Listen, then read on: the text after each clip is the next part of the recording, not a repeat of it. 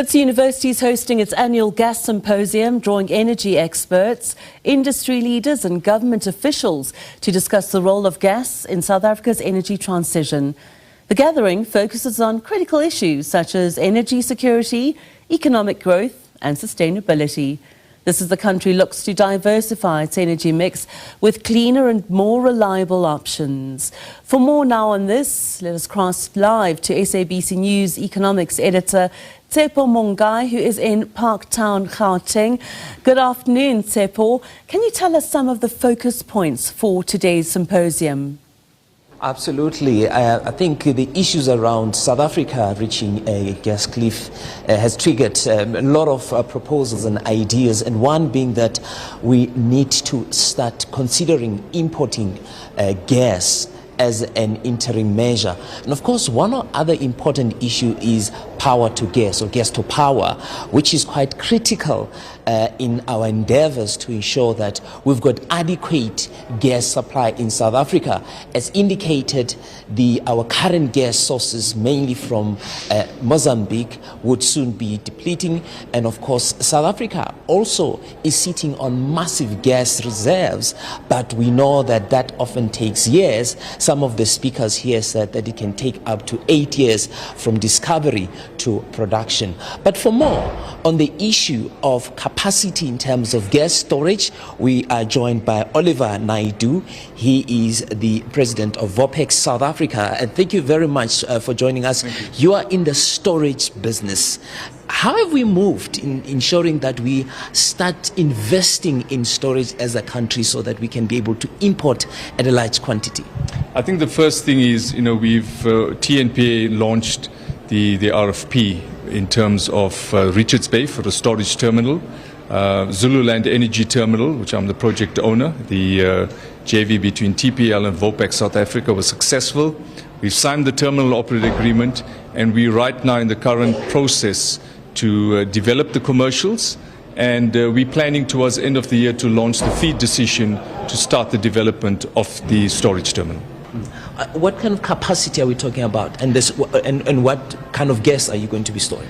Well, it's LNG imports. We got 2 phases. The first phase is about 3 million tons per annum that we plan, and the second phase goes up to over 4.5 million tons per annum, and that's about enough to have a 3 gigawatts gas to power, and also to support the industrial demand that's on the current Lily pipeline. We're told that in such massive project, we're talking billions of rand, you need your anchor clients. Have you secured that?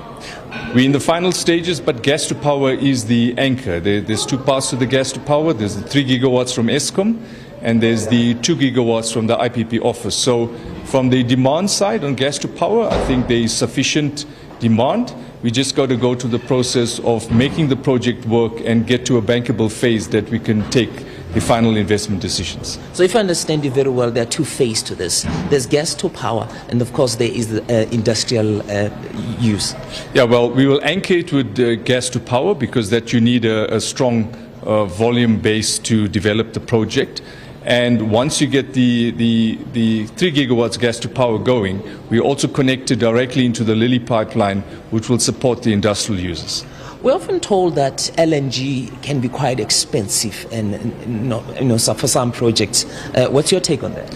Well, obviously, we will get the pricing in terms of the agreements that we signed with our customers to source the gas. Directionally, yes, I think it will be slightly more expensive, but we got to look at security of supply. We got to look at the socio-economic impact for our country, and we look at the stability of our economy in holistically looking at this from a purely South African perspective of what we're going to do for our gas strategy and what we're going to do for our economy.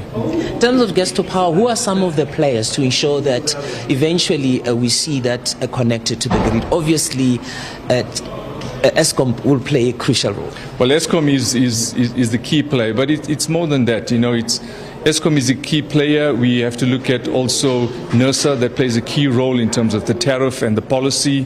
We've got the Richards Bay Industrial Zone. That's where Eskom will develop their gas to power.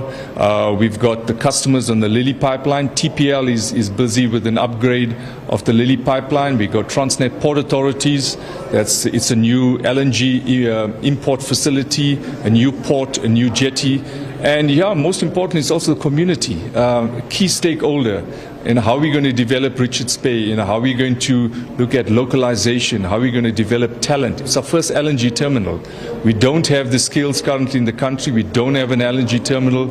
So it's going to be quite exciting how we're going to develop our local people in terms of running these operations. But it's also important from a project execution point of view of how we are going to bring the engineering contractors, bringing the local skills that we're going to develop. So yeah, it's going to be very exciting. Would you be on time before July 2026? Well, currently, if we take a FEED decision towards the end of the year, it's about 12 months till we make the final investment decision, and thereafter it's about 2 years for us to have commercial operation on phase 1. That takes us around 2028.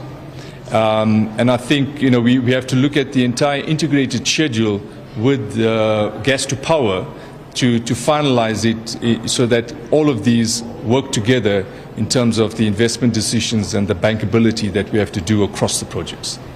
All right, thank you very much. That's Oliver Naidu. He's with Vopex South Africa, and of course a massive investment that they are putting in Richards Bay in order to create LNG storage in that part of the country to deal with the so-called, or to avoid the so-called gas cliff. With that, back to you in studio, Juliet. Thank you very much, Tshepo Mongoai, SABC News Economics Editor.